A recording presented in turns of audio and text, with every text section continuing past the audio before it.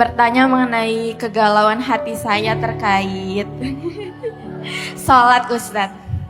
Jadi mungkin dalam tadi pembahasan Ustadz udah bahas terkait takdir. Mungkin saya izin sedikit cerita dan juga curhat ya Ustadz ya.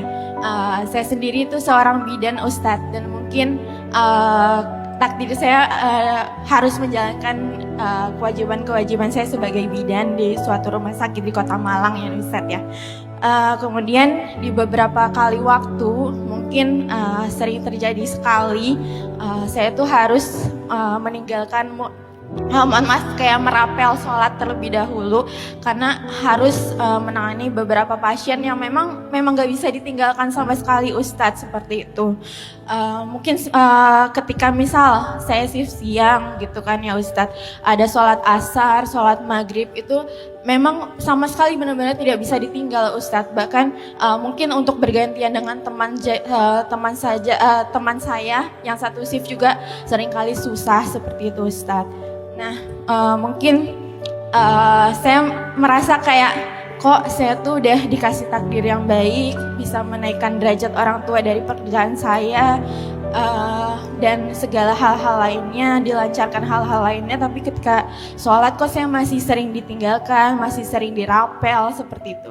Dan mungkin kalau misalkan ketika saya rapel sholat itu apakah diterima atau bagaimana Ustadz? Kita harus lihat kondisinya, karena fikih itu dia sangat melihat illah ataupun alasan kenapa hukum itu bisa berubah. Kondisinya itu seberapa darurat.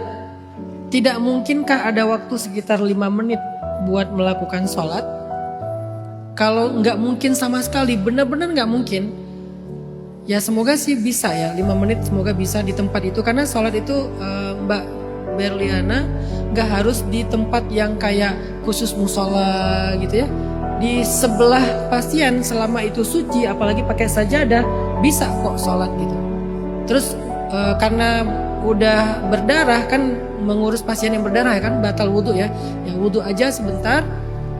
Pakaiannya tadi kan pakaian medis itu ya, yang lagi praktek kan. Mungkin pakaiannya tinggal dibuka dengan pakaian yang seadanya, nggak harus pakai mukena juga, selama menutup auratnya bagus, sempurna gitu.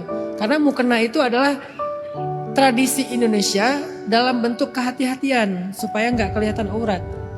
Kalau kita keluar negeri selain Indonesia dan Malaysia atau Thailand, Melayu, udah nggak ada yang kita lihat orang pakai mukena, tuh jarang. Ke Turki, ke Dubai, ke Arab, ke Eropa apalagi, mereka jarang pakai mukena. Jadi mukena itu tradisi yang baik untuk bentuk kehati-hatian, tapi nggak wajib.